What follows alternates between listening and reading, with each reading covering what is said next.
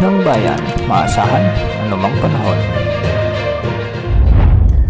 Magandang oras po sa ating lahat. Narito na ang latest update kay Bagyong Bising at sa magiging lagay ng ating panahon sa susunod na 24 oras.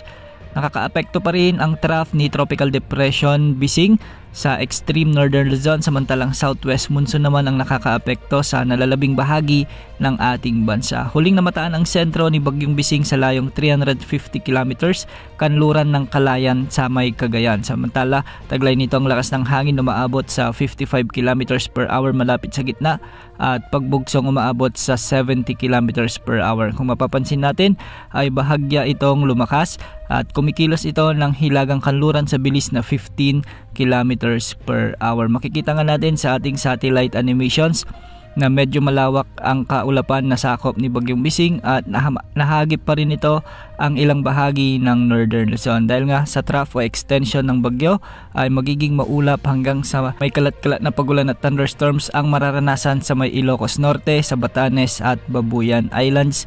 Kaya posible ang banta ng mga biglang pagbaha o pagguho ng lupa na may mga katamtaman hanggang sa kung minsan ay malalakas na pag-ulan. Ayon sa latest forecast track nito na inilabas ng Pag-asa, sa mga susunod na araw ay lalakas ito bilang tropical storm at kikilos ng hilagang silangan. Ibig sabihin nito, magre-recurve ito ng pahilagang silangan at posibleng tumbukin naman ito ang western part ng Taiwan area. Posible pa ulit itong pumasok ng ating area of responsibility ng pansamantala bago ito lumabas bilang severe tropical storm. Samantala, dahil nga sa patuloy na hinahatak ng bagyo ang habagat o southwest monsoon, ay magkakaranas naman ng mga pag-ulan ang Ilocos Sur. Kaya posible rin ang banta ng mga pagbaha o pagguho ng lupa sa lugar na ito, lalo na kung may mga katamtaman at malalakas na pag-ulan.